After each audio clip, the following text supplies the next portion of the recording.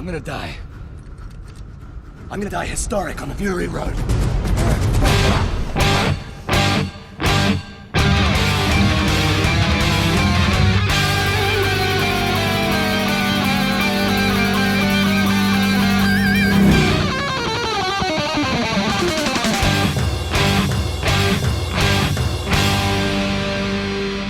Welcome to the Mad Max Minute. Looks like traffic is a little bit heavy this morning in Mad Max Fury Road, 1 minute at a time. I'm Rick. And I'm Julia. And today we're talking about minute 66, which begins with Furiosa and the Wives ditching the spare tires on the tanker, and it ends with the people eater literally counting the cost.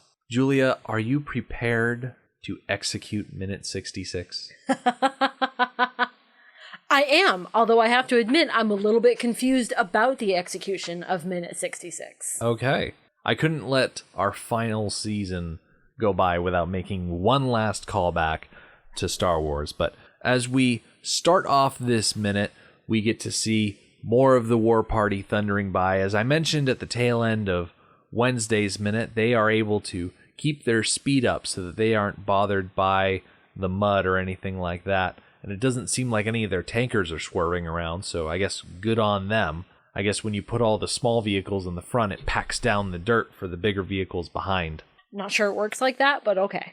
For the purposes of this movie, if that's how it wants to work, then we'll let it. But we very quickly cut back to the war rig, which, as we noticed, got stuck in the mud on Wednesday. And so in an effort to make it easier to get out of said mud, Furiosa and the Wives have started reducing weight in the tanker, and they're doing that by pulling some of the spare tires off of the tanker and letting them roll away.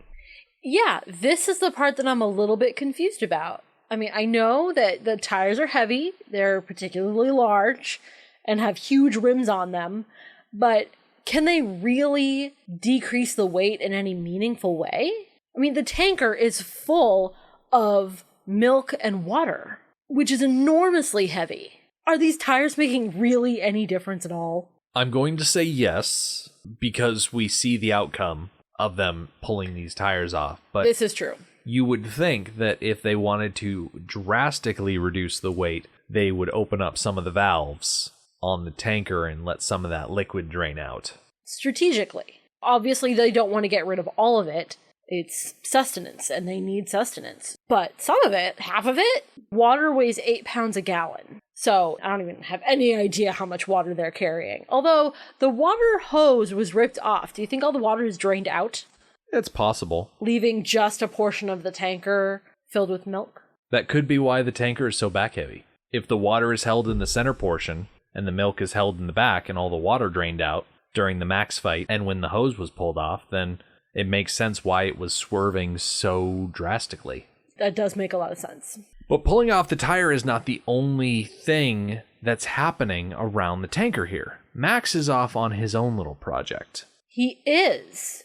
We get to see a pretty decent close-up of these contraptions that Max is squishing into the mud tracks that their tanker has left. So these are the tips to Thundersticks. Okay.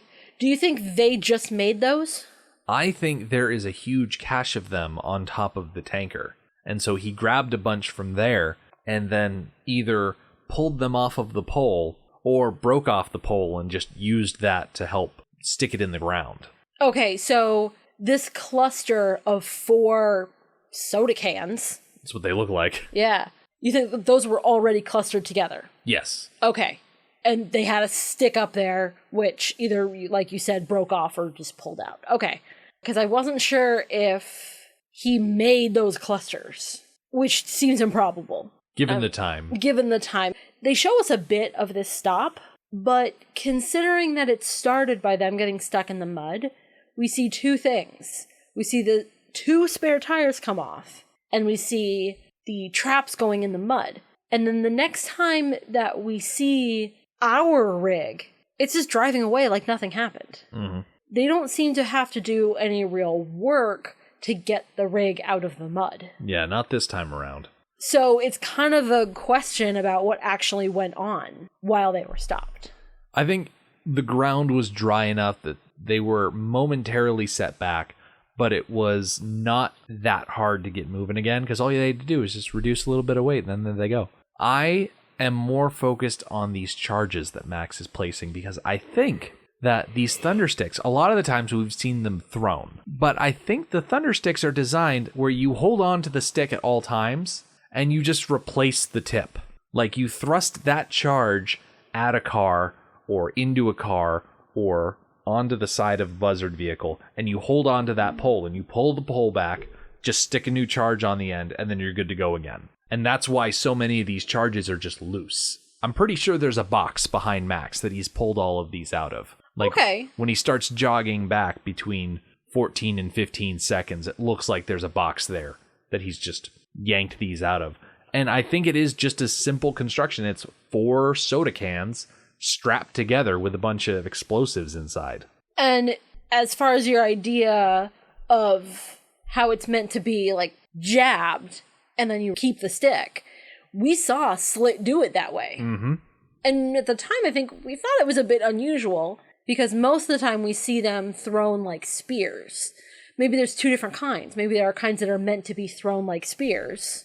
And there are kinds that are meant to be reusable. Jab it, pull it back, throw another tip on there. But with the trap laid, we get a nice wide shot of the war rig sitting in the middle of this swampy area, and you can see the lights of the war party on the horizon. They're still looming pretty close, even if they've got a nice lead.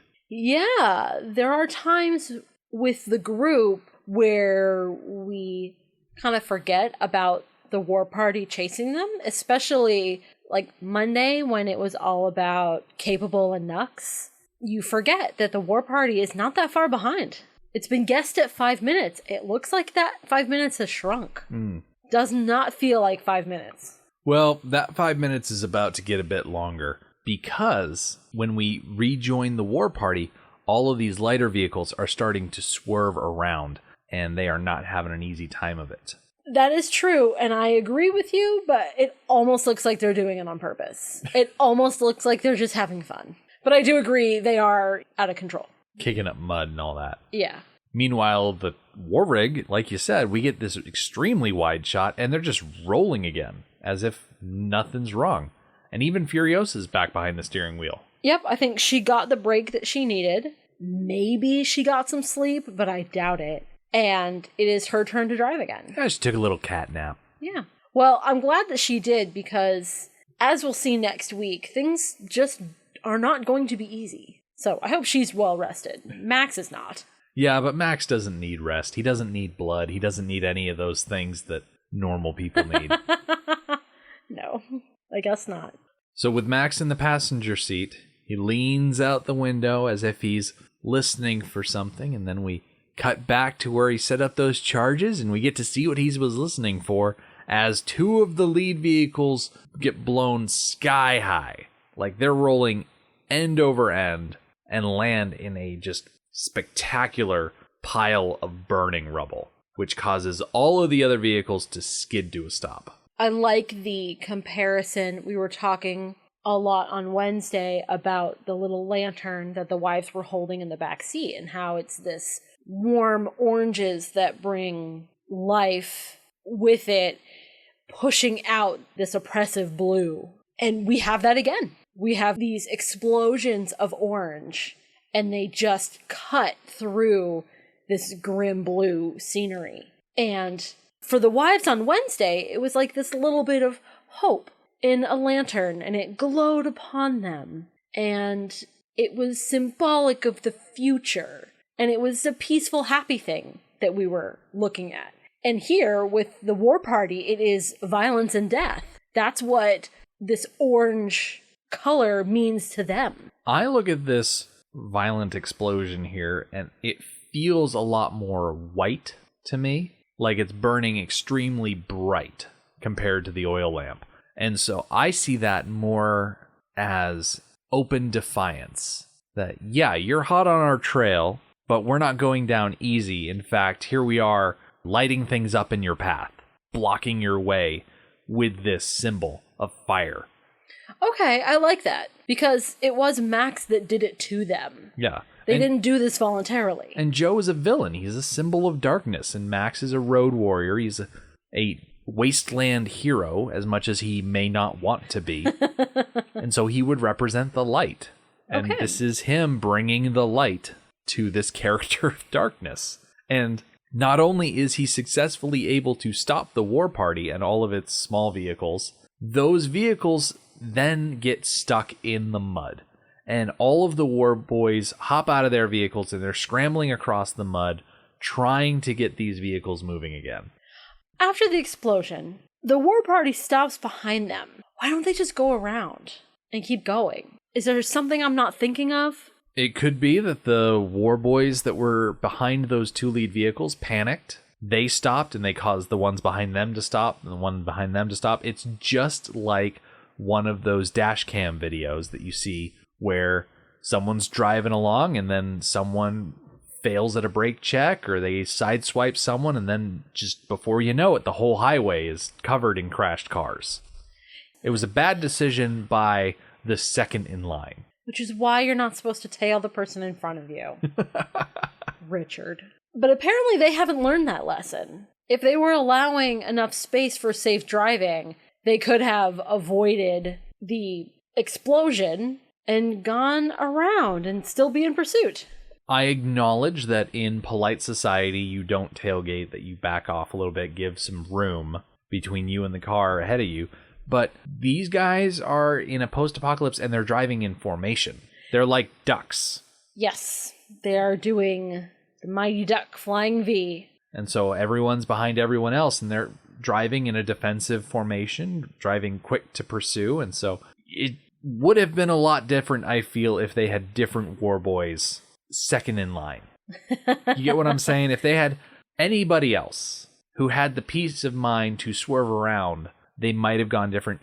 But Max didn't set up just one set of charges. He set up multiple charges going down the line of the trail that the rig was leaving behind. And so even if they swerved around, they wouldn't necessarily know. They could have hit more charges.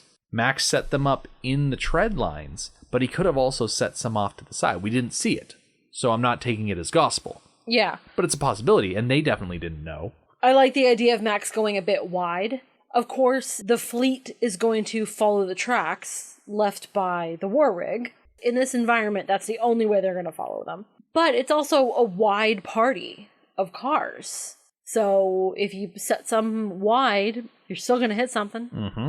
Someone's still going to hit you.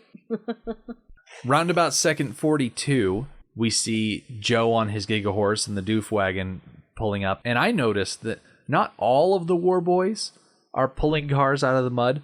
One set of war boys in particular, they're sitting on top of the car carrier, and they are just standing there saluting like good war boys do. I have to assume that the war boys put so much stock in saluting Joe that they think that is an equal, if not greater, use of their time. Mm-hmm. And we do a nice zoom in on Joe to see him standing there surveying his war party. And as we cut to his POV, we get another clue as to why those war boys might be staying on the car carrier, because there is such a dense collection of vehicles and there are already so many war boys swarming forward that maybe they're exercising the good sense to maybe not put too many hands in the fire. There are quite a few war boys running to the front. Which, hey, it makes sense. They're stuck in the mud. They got to push out anyway. Yeah.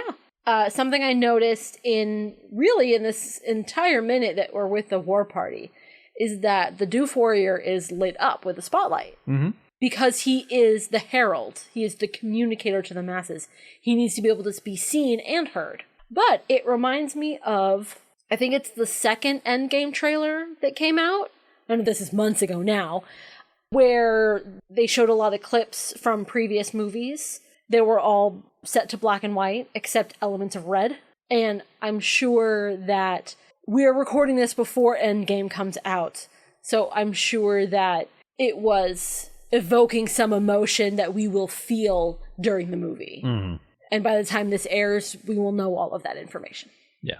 But I like how we've got a little bit of a Schindler's List situation going on where the color of that jumpsuit is highlighted against something that's incredibly monochromatic behind it. It's not exactly Schindler's List. We're not talking about the same subject material by any stretch of the imagination, but color scheme-wise, that's what I'm going with. Okay. I have not seen Schindler's List, so I'm just gonna go with you on that. The whole Avengers Endgame trailer thing, like Spielberg did it first in Schindler's List. Oh, okay. Does that mean I should watch Schindler's List before Endgame? No. Like, No. Are they evoking anything there? No. Okay. Like, Schindler's List is an important movie to see because of the subject matter and the way that Spielberg handles it, but it's not a movie that I'm going to sit down on a lazy Saturday and just watch. Like, watching that movie is a dedicated event, something that requires a certain level of respect and consideration. It's not something like Fury Road that you can just sit down and watch and have fun with. Yeah. If you're sitting down to watch Schindler's List and you're having fun with it, I got bad news for you. Okay. But getting back to the movie at hand, the people leader pulls up in his limousine next to Joe on the Giger horse, and he starts shouting about how they are down 30,000 units of gasoline, 19 canisters of nitro, and the list goes on. Like, we are not going to hear the rest of that list until next week, but he is very closely keeping track of exactly how many resources they are using, which goes back to how he was described all those weeks ago, that here comes the people leader to count the cost. Very much so. He is living up to his name and reputation. And I think also the sentiment, I think it was the Bullet Farmer. From the Bullet Farm? Yes. Okay. Who said all this over a family squabble. It lives up to that. Joe doesn't care what the cost is.